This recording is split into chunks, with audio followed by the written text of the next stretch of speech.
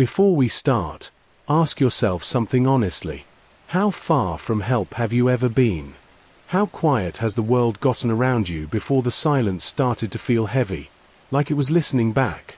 Out there, beyond streetlights and cell towers, fear doesn't announce itself. It waits. It learns. And when the darkness stretches for miles in every direction, you realize how thin the rules of civilization really are. We like to think we're prepared, trained, protected, but isolation erases that confidence fast. If stories like this matter to you, if you've ever wondered what happens when the wilderness doesn't want you there, take a second to like this, subscribe, and leave a comment. These accounts survive because people share them, and because someone, somewhere, might need the warning. My name is Tomas Yazzie. I am a senior tribal ranger with the Navajo Nation Department of Fish and Wildlife. I have served 19 years across the Four Corners region, primarily in the Chuska Mountains and the northern stretches of the Navajo Reservation, land so wide and quiet that you can drive for hours without seeing another set of tire tracks. My jurisdiction covers canyons, forest, high desert, abandoned grazing land, and places that do not appear on any recreational map. Places we do not encourage visitors to find. When people hear ranger, they think of lost hikers, injured climbers, maybe the occasional poacher. They don't think about why our rules exist the way they do. Why some of them are passed quietly, face to face, never written down. I used to think the same way when I started. That the odd restrictions were superstition layered over safety protocol. That changed in 2011, during the Red Mesa search, when we lost Caleb Nez, age 24, rookie ranger, last known position logged at trail marker 17B, just after sunset. Caleb broke one rule. Just one. And the rules failed him because they always do, once someone believes they're helping.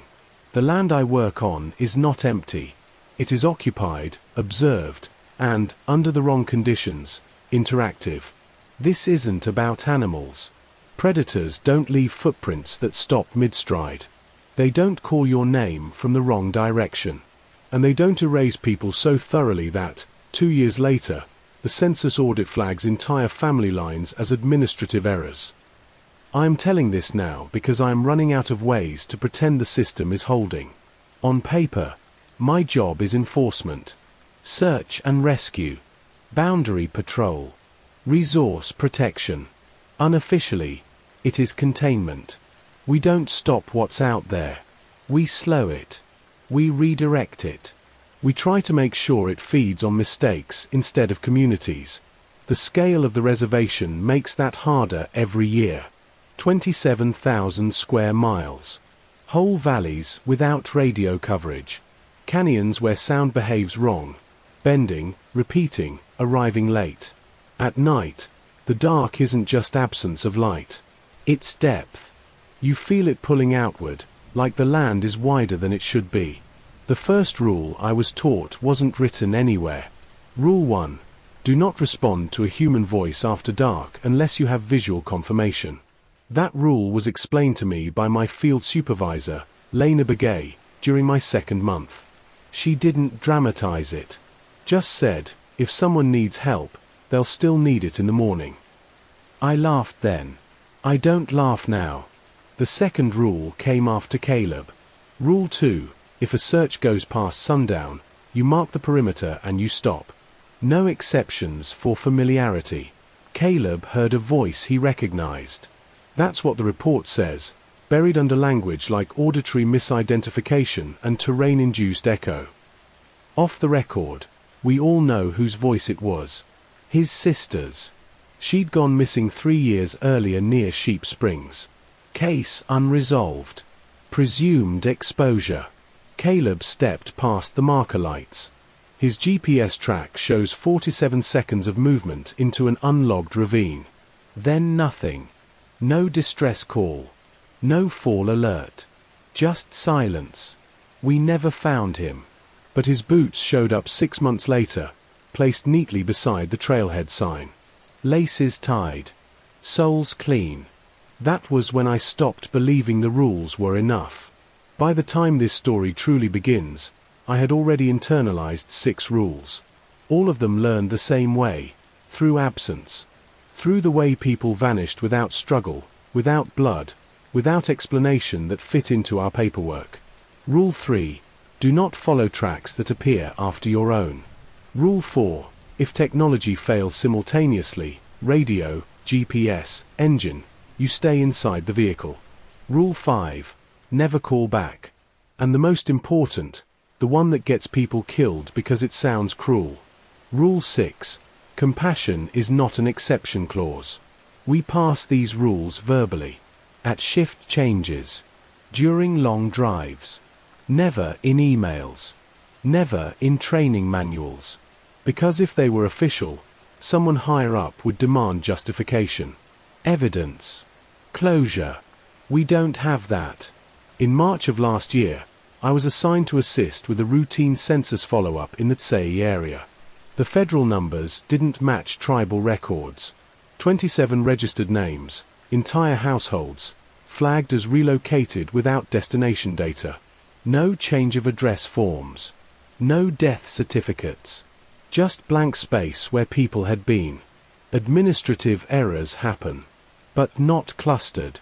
Not all along old grazing routes that cut through restricted forest zones we quietly discourage people from using. I flagged it.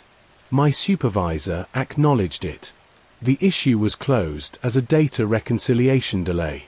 That was the moment I realized something had shifted. The threat wasn't just taking people anymore. It was learning how records worked. The first incident I was directly involved in happened 2 weeks later. We got a call just before dusk. A family overdue returning from a wood gathering trip. Mother, father, 2 children. The youngest was 7. I remember that because my own son had just turned 8. Dispatch protocol says we log, we wait, we assess daylight. But the call didn't come through dispatch. It came through my personal phone. Unknown number. No signal carrier ID. Just a local ringtone, even though I was in a dead zone. When I answered, a child's voice said my name. Not Ranger. Not Sir. My name. Pronounced the way my mother says it. Mr. Yazzie, it said. We're on the road with the red rocks. Dad says the truck won't start. I should have hung up. Rule 5. Never call back. Never engage. But the voice was small. Breathing fast. Wind noise. I could hear another child crying in the background. I told myself it was real. That rules exist for probability, not certainty. That if I was wrong, 4 people would die because I chose policy over duty. So I broke the rule. I acknowledged the call. Asked for landmarks. The child described things accurately. A split juniper. A bent cattle gate. Details that existed. I told dispatch I was responding solo. I didn't log the call source. I said I had visual confirmation pending. That was my second mistake. The road they described was real. I drove it dozens of times. But when I reached the Red Rock Bend, there was no truck. No footprints. No warmth in the air where an engine should have been. My phone rang again. Same number. This time, it was the father's voice. Calm. Almost embarrassed. Ranger, we see your lights. You passed us. I was alone. Headlights cut through empty brush. No reflective surfaces. No movement. I felt that pressure then, the one I still feel sometimes. Like someone standing just behind you, waiting for permission. I did not turn around. I stayed in the vehicle. Rule 4. Technology had started flickering. My dashboard clock reset to 12 o'clock. Radio static climbed into a shrill tone that wasn't a frequency. The voice outside my window sounded close. Too close. Please, it said. The kids are cold. That was when it used my son's name. I don't remember gripping the steering wheel. I remember thinking about Caleb's boots. About how clean they were. I drove. I didn't look back. The calls stopped exactly at the boundary marker. The family was never reported missing through official channels. No Amber Alert. No follow-up. 2 months later, their names appeared on the census list under address unconfirmed. I carry that with me. I will carry it until I die. Because I don't know if I saved myself from something that night, or abandoned people who were real. What I do know is this: whatever is out there knows our procedures. It knows our compassion thresholds. It knows how to wait until we are tired, alone, and certain we're doing the right thing. And it is patient. I filed my report the way I was supposed to. Vehicle check. Area sweep negative. No contact established. I left out the phone calls. I left out the voices. I used the same neutral language everyone uses when something doesn't fit. No evidence found. Likely miscommunication. Case pending further information. That's one of the unofficial rules too. Never be the first one to say it out loud. After that night, my supervisor didn't ask questions. She just reassigned my patrol routes. I was moved north, deeper into the Chuska foothills, away from paved access and closer to the long stretches of forest where grazing roads dissolve into nothing. That wasn't a punishment. It was protection. Or maybe it was containment. Sometimes those look the same. The thing about enforcement fatigue is that it doesn't arrive as panic. It arrives as routine. You start carrying the rules like extra weight, something you adjust your posture around without thinking. You stop explaining them to new hires in detail. You just say, don't, and hope they listen. In April, we took on a new ranger. Evan Tsosi, 26. Former volunteer fire crew. Smart. Attentive. He asked too many questions, which I used to admire. He was assigned to ride with me because I had the highest retention rate. That should tell you something. On his second week, he asked why our radios were set to manual scan instead of auto. I told him because auto scan listens too closely. He laughed, then saw my face and stopped. That afternoon, we were checking old livestock fencing near the Black Creek Wash, an area that shows up in records as low risk because nothing official ever happens there. That's another pattern. Whatever this is doesn't like attention. It prefers edges, overlaps, places where responsibility gets fuzzy. Evan found the tracks first. They came out of the creek bed, crossed our tire marks, and disappeared back into stone. Barefoot. Adult-sized. Perfectly spaced. No drag. No stumble. As if whoever made them knew exactly how to distribute their weight. He crouched, touched one. I told him not to. He pulled his hand back like he'd been burned. "What is that?" he asked. I didn't answer. Instead, I added another rule to his list. Rule 7. If you find signs you can't classify, you leave them alone. We marked the location. Logged it as erosion anomalies. Moved on. That night, Evan didn't sleep. I know because I didn't either, and at 2:13 my radio crackled once, just enough to wake me fully, and then went silent. No transmission ID. No call sign. At 2:15, my phone vibrated. A text message. You forgot Rule 3. No number. No timestamp metadata. Just the message. I didn't respond. I turned the phone off. Pulled my boots on. Sat in the dark until dawn. In the morning, Evan asked me if I'd heard footsteps outside the trailer. I told him the wind plays tricks in the trees. That was my mistake. Because he trusted me. The first emotionally devastating loss after that came fast. 3 days later, we were dispatched to assist tribal police with a welfare check. An elderly couple hadn't checked in at the chapter house. No phone contact. Their granddaughter lived with them, 12 years old. Her name was Alyssa Begay, Lena's niece. Rule 2 should have applied. Late afternoon call, fading light, remote area. We should have staged and waited for morning. But Lena was already en route when the call came in. She didn't say it outright, but the rule bent around blood. It always does. I followed. The house sat alone near a dry arroyo. No vehicle tracks. No smoke. Door ajar. Inside, everything was clean. Too clean. Dishes put away. Beds made. No sign of struggle. No sign of people leaving either. Alyssa's backpack sat by the door. Shoes lined up beneath it. Lena called her name, but I didn't stop her. That's on me. From the back room came a reply. Auntie. The voice was perfect. Pitch. Inflection. Even the little hitch Alyssa had when she said her T sounds. I saw Lena's shoulders drop before she moved. Relief. Hope. The most dangerous things we have. She took 3 steps down the hallway. The smell hit then. Cold air. Stone. Like standing near a cave mouth. I grabbed her vest. She shook me off. Thomas, she said. That's my niece. I know, I said. But don't. Alyssa's voice came again. Closer. I'm scared. Lena broke free. She crossed the threshold of the back room and disappeared. Not vanished. Not pulled. Just removed.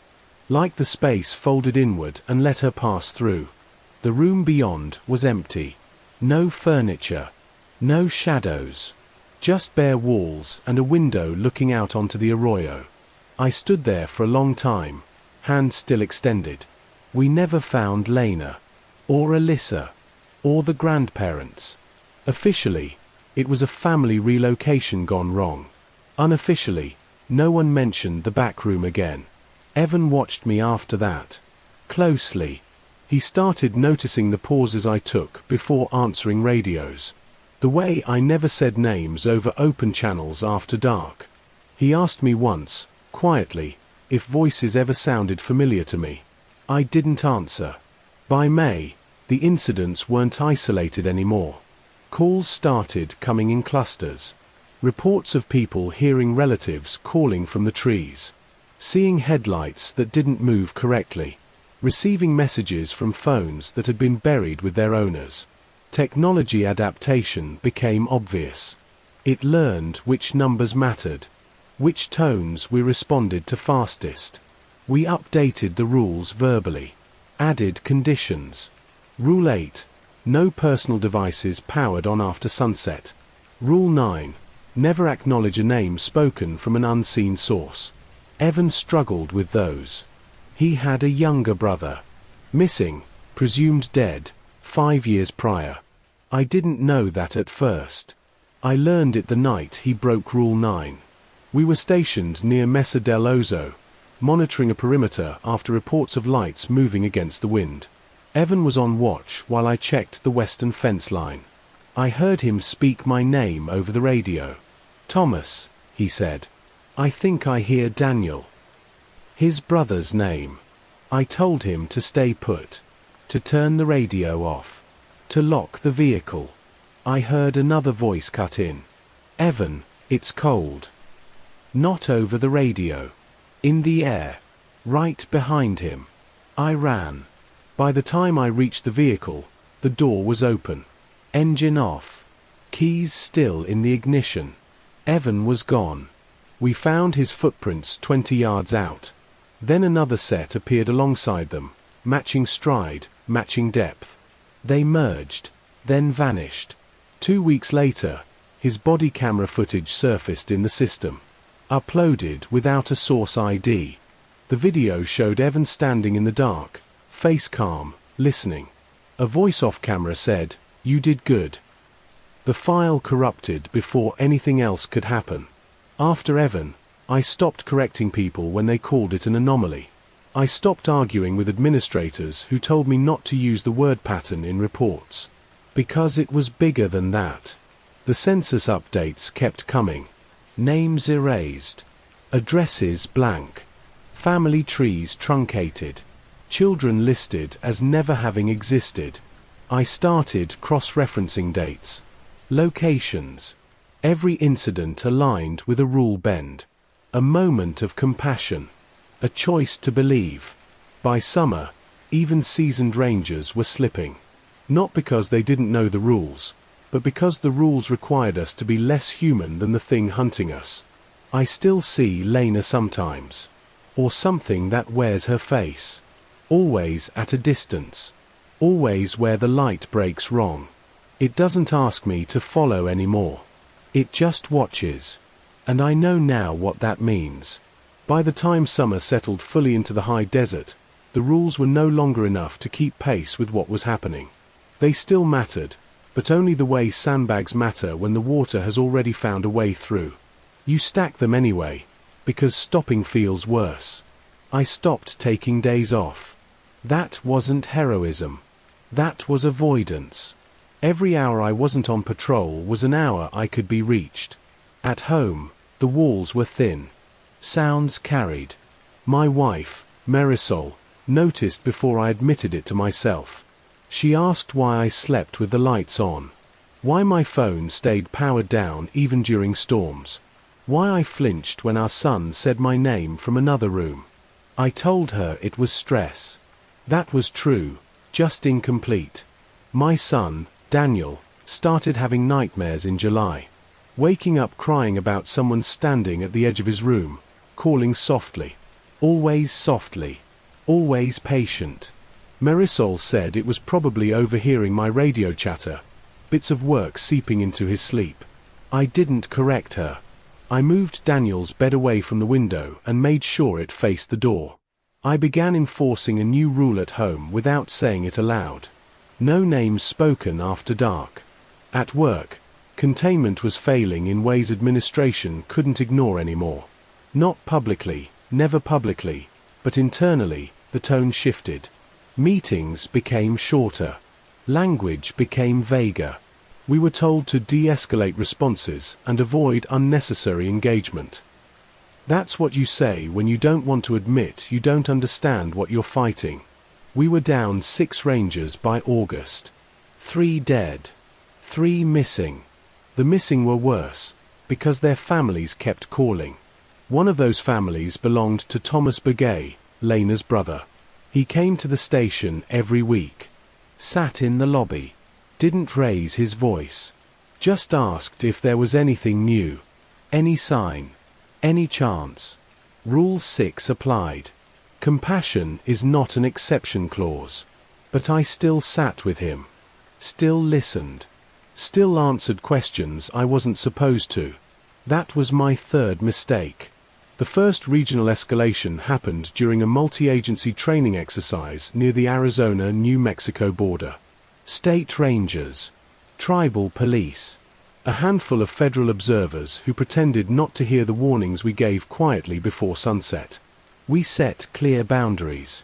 Lights on. No solo movement. Radios manual only. At 2140, every radio on the ridge crackled at once. Not static. Not interference. Laughter. Children laughing, overlapping, echoing out of sync with the terrain. Too many voices for the number of people present. A federal observer, last name Keller, laughed nervously and asked if someone had brought kids along as a prank. Then the laughter resolved into words. Names. Each of us heard different ones. I know because I watched the reactions ripple outward. People stiffening. Heads turning. Someone whispering "Mom." I shouted for radio silence. Killed my own unit. The laughter didn't stop. One of the state rangers stepped away from the group. Just a few paces. He said later he thought he saw his daughter by the tree line, waving. He crossed the light boundary. There was a sound like breath leaving a body too fast. Then nothing. No scream. No struggle. We did not search. That decision still wakes me up. The exercise was officially terminated due to environmental interference. Keller filed a complaint. It disappeared somewhere above my pay grade. After that, reports came in from outside our jurisdiction. Utah. Colorado. Similar incidents. Similar voices. Different rules failing the same way. Geographic spread. That was when I stopped believing this was contained to our land, our stories, our mistakes. Whatever this was, it had always been wider. We had just been standing in its path longer. The next set piece, the one I can't forget no matter how hard I try, happened in September, during a search I shouldn't have been part of. A school bus broke down on a rural route near Canyon del Muerto. Driver and 9 children. Daylight. Clear weather. Routine call. Rule exceptions stacked immediately. Children. Mechanical failure. Known location. We responded fast. Too fast to think. The bus was there. Engine cold. Doors open. No sign of struggle. Lunch boxes still on seats. One shoe in the aisle, like a child had slipped it off absent-mindedly. We found the driver first. Sitting upright against a juniper tree 20 yards away. Eyes open. Calm. No injuries. He was breathing. When I spoke his name, his eyes tracked to me. "Don't," he said. Voice hoarse. "They're still listening." I asked where the children were. He shook his head. Slow. Deliberate.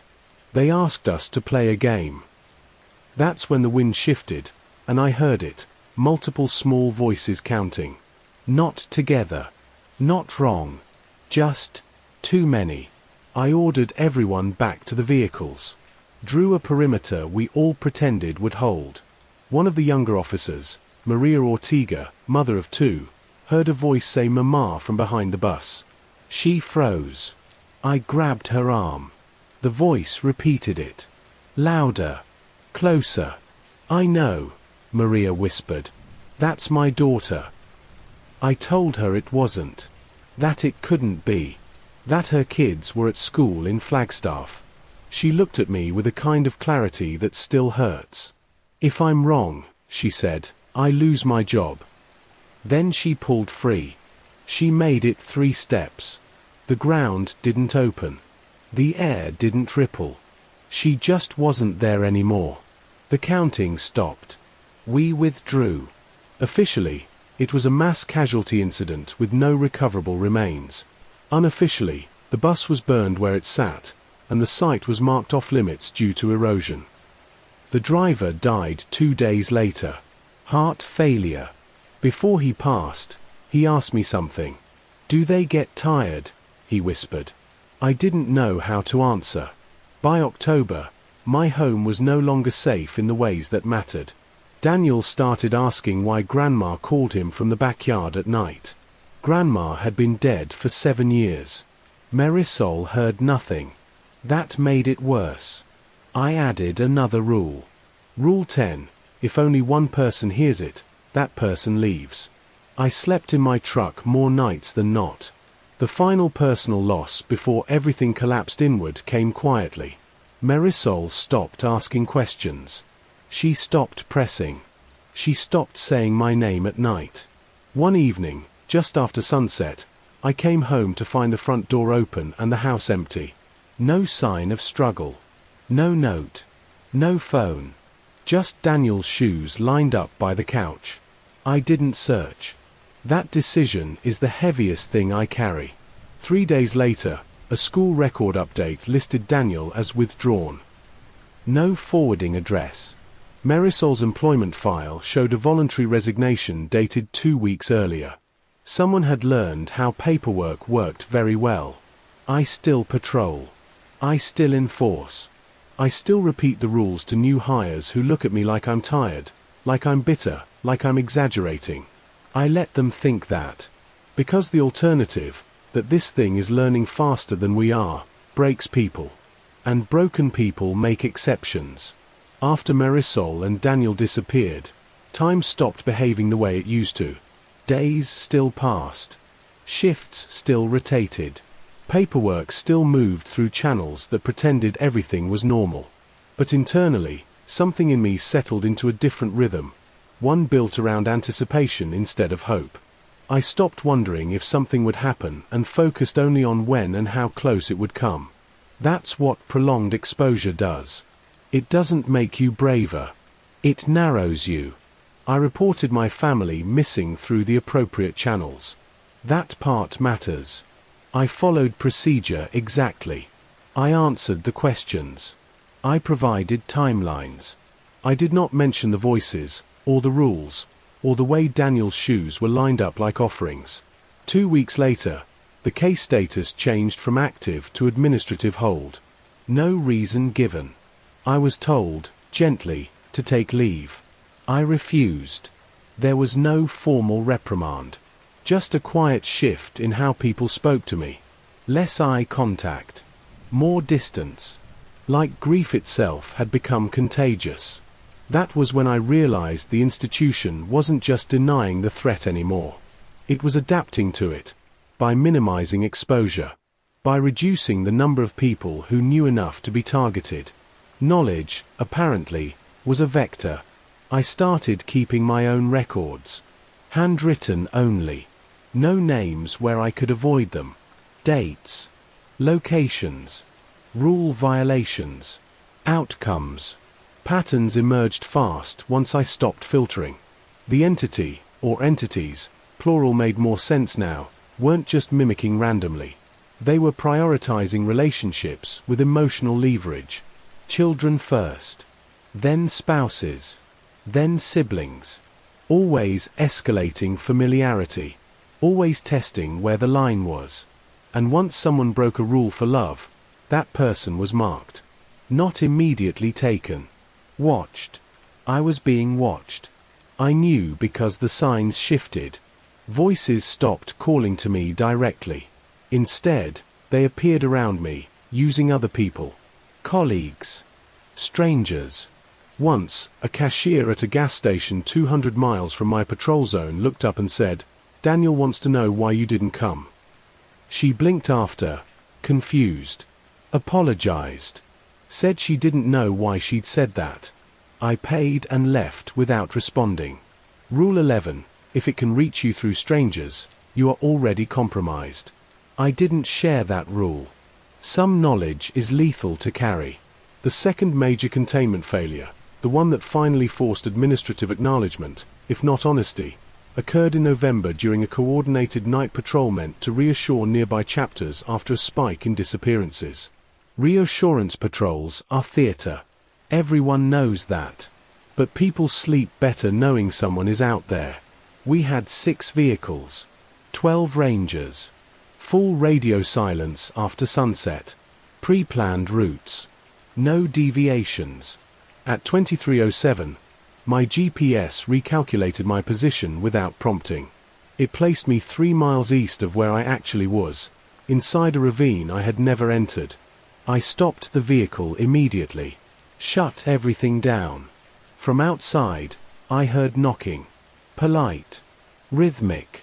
3 taps. "Ranger Yazzie," a voice said. Male. Familiar. It took me a second to place it. Tomas Yazzie. Lena's brother. "I know the rules," the voice continued. "I just want to talk." I stayed still. Hands visible on the wheel. Breath shallow. "I haven't seen my family," he said. "But you have." That was new. The thing outside my truck knew about Marisol.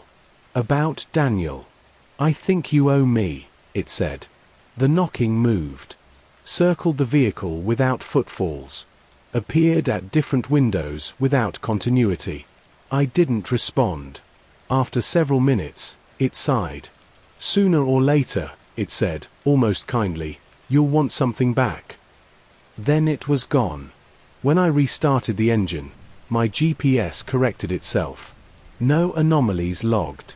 I drove the rest of the route with my headlights off. The next morning, Tomas Yazzie's body was found near his home.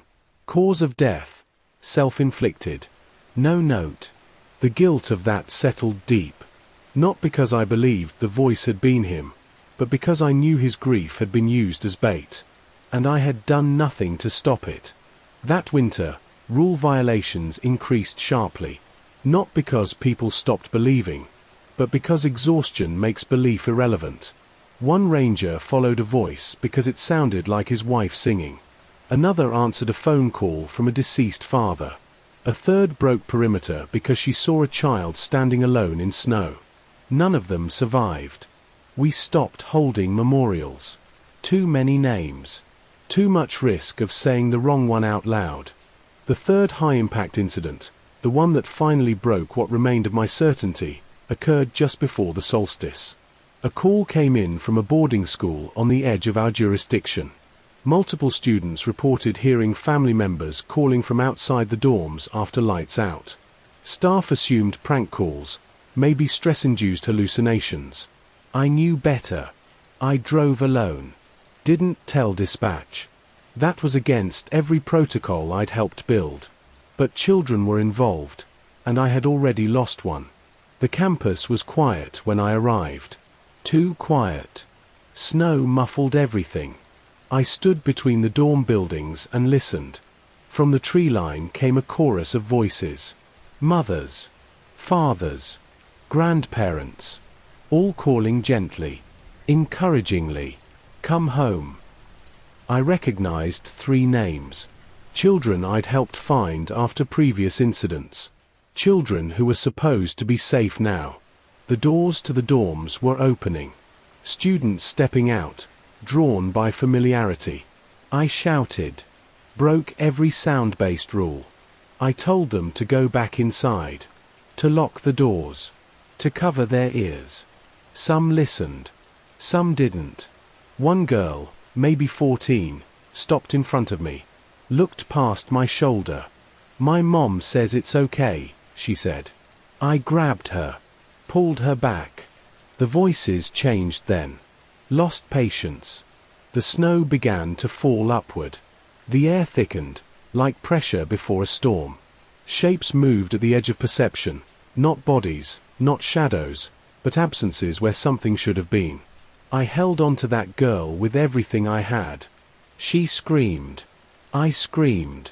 The voices shouted names. Mine. Daniel's. Marisol's.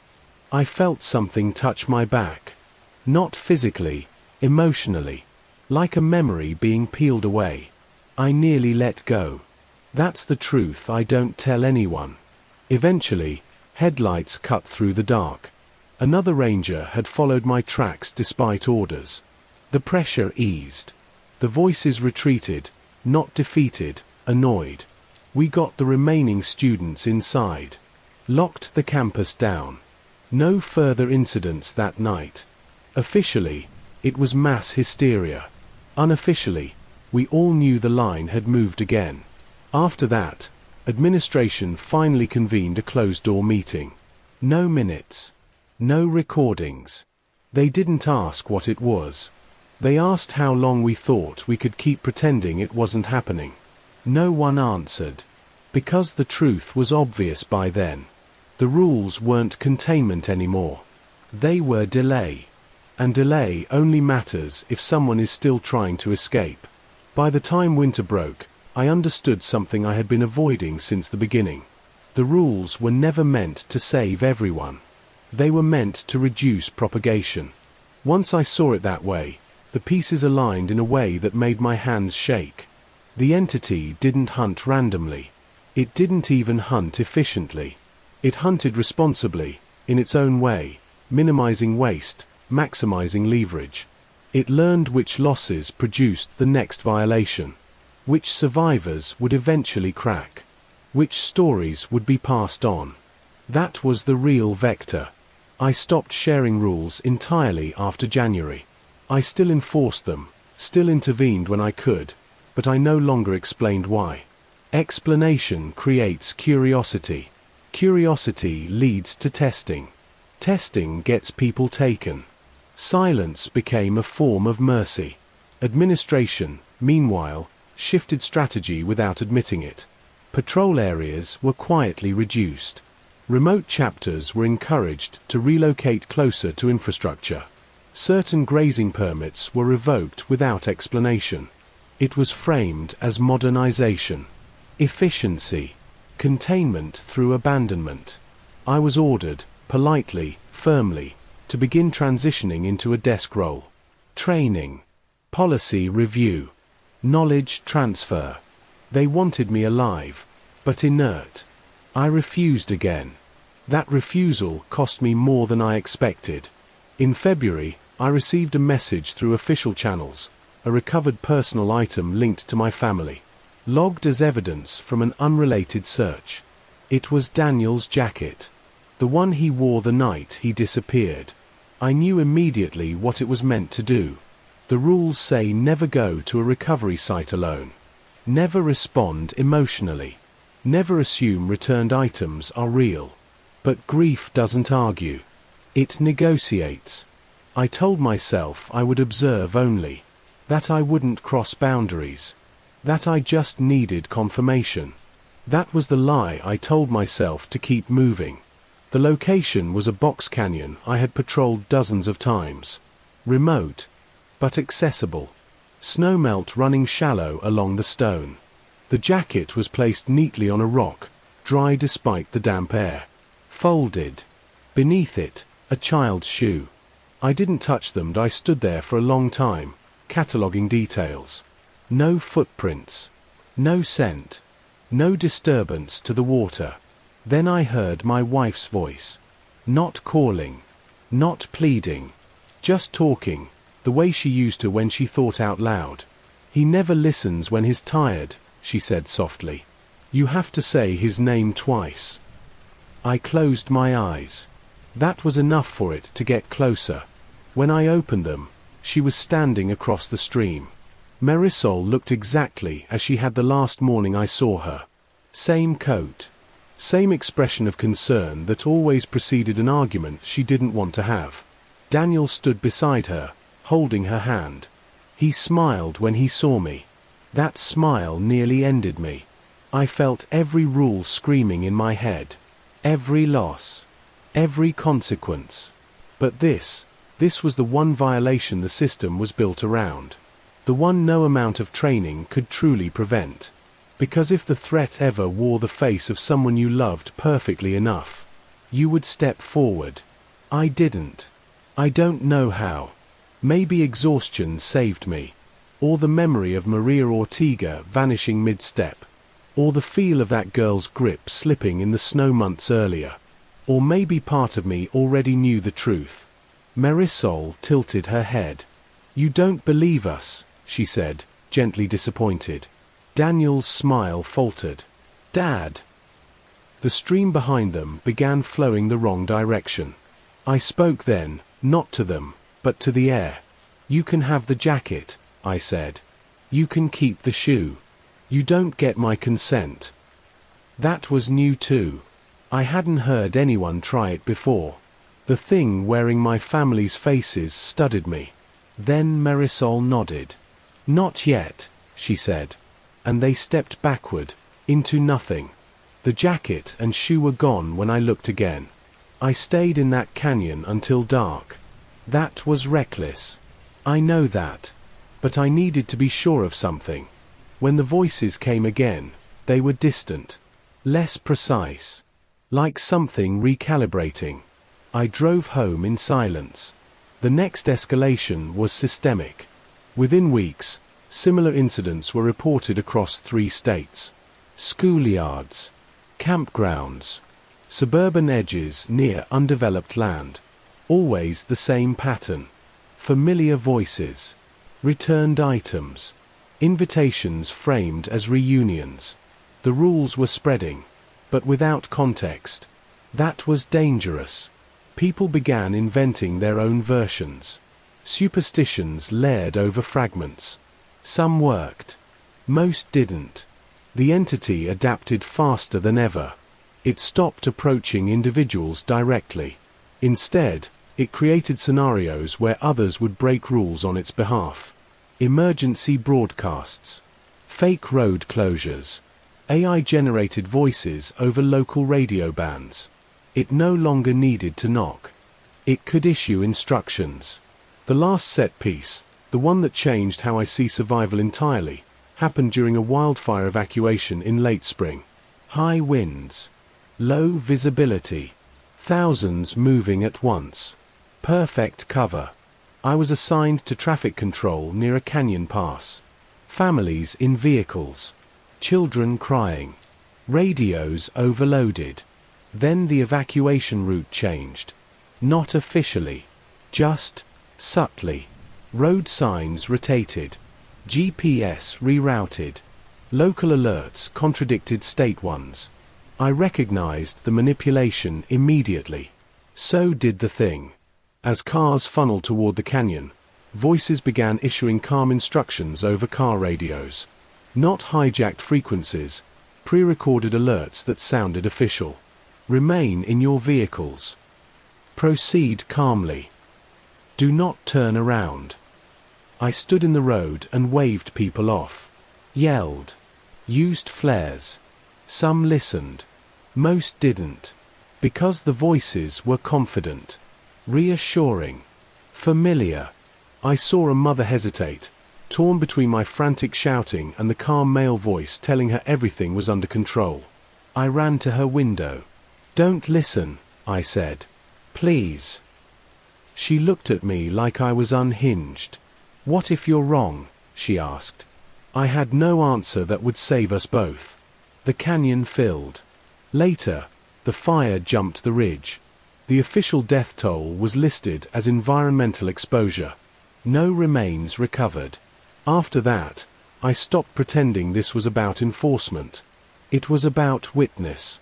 I began documenting everything in a way that couldn't be easily erased. Physical notebooks. Redundancy. Distribution. If the entity learned through interaction, then maybe the only counter was saturation. Knowledge spread faster than it could adapt. I don't know if that will work. I know only this. It is no longer waiting for us to make mistakes. It is manufacturing situations where being human is the mistake. And sooner or later, someone will always choose love. I used to believe survival was an individual outcome.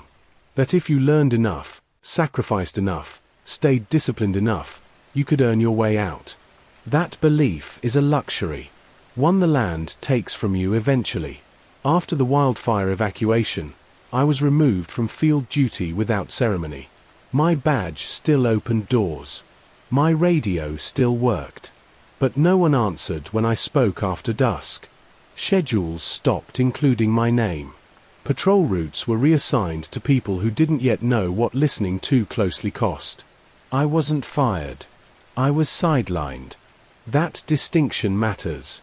Because it meant they still needed what I knew, just not where it could interfere with plausible deniability. I spent my days in an office that used to be a storage room, cataloging incident reports that never officially connected to one another. I cross-referenced dates and places that had been intentionally separated. I traced how rule fragments migrated through communities like folk medicine, warped, diluted, sometimes poisonous. And I saw the pattern clearly for the first time. The entity wasn't accelerating because it was winning. It was accelerating because containment fatigue had reached critical mass. Too many responders. Too many families. Too many children exposed to partial truths. Too many administrators choosing silence over clarity because clarity required responsibility. The rules only work when everyone believes they are temporary. Once people accept that this is permanent, they start bargaining. That's when it spreads. I began receiving messages again around that time. Not voices. Not calls. Photographs. Physical ones. Left on my desk. In my vehicle. Once, on my kitchen table when I was certain I'd locked the door. Images of places I hadn't seen since childhood. A canyon where my grandfather taught me to track. A dry wash where Marisol and I once argued about nothing important. Daniel's school playground, empty, taken from an angle that implied someone standing just out of sight. No notes. No demands. Just reminders. I understood then that the thing wasn't trying to take me anymore. It was waiting for me to volunteer. That is the final stage. The last rule, one I never taught anyone because I didn't understand it until too late, is this. Rule 12, if the threat stops pushing, it means you are more useful intact. In late summer, the census audit resurfaced. Quietly. Buried in a funding review. Same anomaly flagged again. 27 names erased. But this time, someone noticed something new. The erased names weren't random anymore. They formed a corridor. A migration path. Stretching north. I took that information and did what I should have done years earlier. I broke silence. Not publicly. Never publicly. But deliberately. I reached out to rangers in Utah, Colorado, New Mexico. People I trusted. People who had seen the same wrongness and been told they were imagining it. I shared the rules, cleanly, completely, without myth. I told them what the rules didn't do. I told them the cost. Some stopped responding after that. Some thanked me and went quiet. A few asked the most dangerous question of all. What do we do when it uses someone we love? I didn't answer. Because there is no version of the truth that doesn't harm the listener. The final incident, the one that convinced me this confession was already overdue, happened 3 weeks ago. A call came through emergency channels from a town well outside my jurisdiction. Eastern Colorado. Plains country. No canyons. No old forest. A dispatcher's voice, shaking. "We're getting reports of people standing in fields," she said. "Not moving. Just listening." She didn't know why she'd called me. She just knew my name. By the time state responders arrived, dozens were gone. No tracks. No signs of struggle. Just vehicles abandoned mid-road and front doors left open. Children's shoes lined up on porches. The land doesn't matter anymore. That's what finally broke the illusion of containment. The thing doesn't belong to the wilderness. The wilderness was just where it learned us first. I sit alone now more often than not. I don't answer unknown calls. I don't say names after dark. I don't correct people when they insist this is all stress, all coincidence, all explainable if we just look hard enough. I know better. I have seen the rules fail because someone loved too deeply. I have failed them myself. And I understand now why the stories were always fragmented. Why elders warned without explaining. Why some knowledge was passed only when the listener was ready to lose something. Because certainty is an invitation. If you are hearing this, then the corridor has already reached farther than it should have. So listen carefully. If you are ever in a place where the dark feels attentive, if you hear a voice that knows you too well, if someone calls your name from somewhere they cannot possibly be, do not answer. Do not follow. Do not correct them. Do not believe that love makes you immune. The rules will not save you. They will only buy time. And time is all that separates survival from disappearance. Eventually, someone always breaks. And when they do, it won't feel like fear.